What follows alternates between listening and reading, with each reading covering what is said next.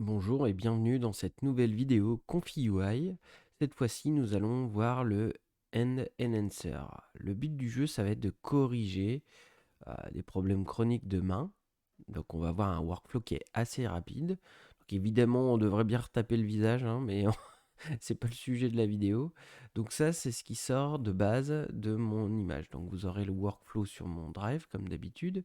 Donc j'ai fait un petit, avec un Juggernaut classique en 1.5, hop, j'ai généré une image qui donc, hop, je vais fixer, qui donne ce résultat. Et du coup, le but du jeu, ça va être d'arriver à cette correction là, comme ça. Donc là, on a bien 5 doigts.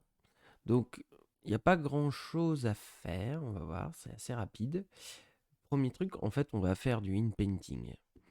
Donc du coup, on va mettre juste N, parce qu'à travers le masque, déjà, on va vouloir parler surtout de la main. Donc on va mettre juste End, et on va voir qu'il y a besoin d'un contrôle net, mais pas seulement. Donc on va aller dans l'ordre. Donc j'injecte mon image dans mon latent à travers un set latent noise mask. Et donc voilà, on le traduit donc en code, voilà, classique. Ce qui va nous intéresser aujourd'hui, c'est le Mesh Graphiformer and Refiner. Donc celui-là, il existe par défaut dans notre install normalement. Et du coup, ce qu'il va falloir faire, ce qu'il va faire, c'est qu'il va détecter comme ça une main, et il va proposer une autre structure de main. Donc on peut comme ça changer la structure de main proposée avec le site qui est ici. Il va générer un masque, donc je l'ai un petit peu grossi, je pourrais le blurrer un petit peu pour aider la transition. Et du coup, on va injecter le résultat euh, de la ZDF direct en image ici.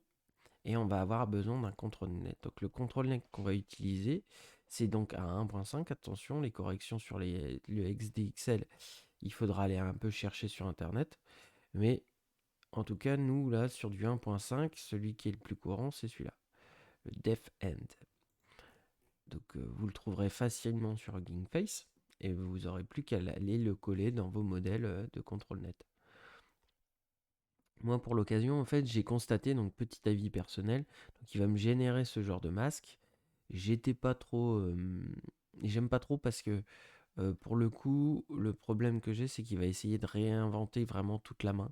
Ça m'embêtait un petit peu. Donc ça, c'est pratique si vous faites sur de l'image animée, bien sûr, puisqu'il va créer un masque animé à chaque fois. Mais moi, là, du coup, j'ai généré moi-même mon petit masque, clic droit, masque editor. Je suis allé peindre par là, comme ça j'ai bien gardé l'ancrage ici de ma main. Et j'ai passé ça en masque. Petite astuce, qu'est-ce que j'ai? Ah oui, j'ai utilisé un differential diffusion. Et on l'a déjà vu dans une vidéo précédente. Et j'ai lancé. Et donc, voilà le résultat. Alors, c'est pas parfait.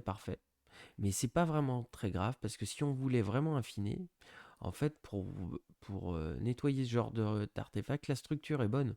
Maintenant, c'est juste ce genre d'artefact. Ben là, ça serait tout bête. Il y aurait juste à faire CTRL-C, CTRL-SHIFT-V, comme ça. Connecter le résultat ici. Voilà. Et le résultat ici. On aurait juste à garder le masque. Ou refaire un masque peut-être.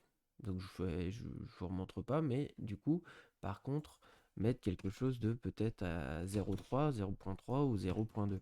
En fait, il garderait vraiment beaucoup l'image source, mais tous ces petits artefacts seraient corrigés. Donc ça serait juste ce qu'il faut pour cleaner notre image assez rapidement. Donc voilà, c'est une petite vidéo pour comment corriger les mains.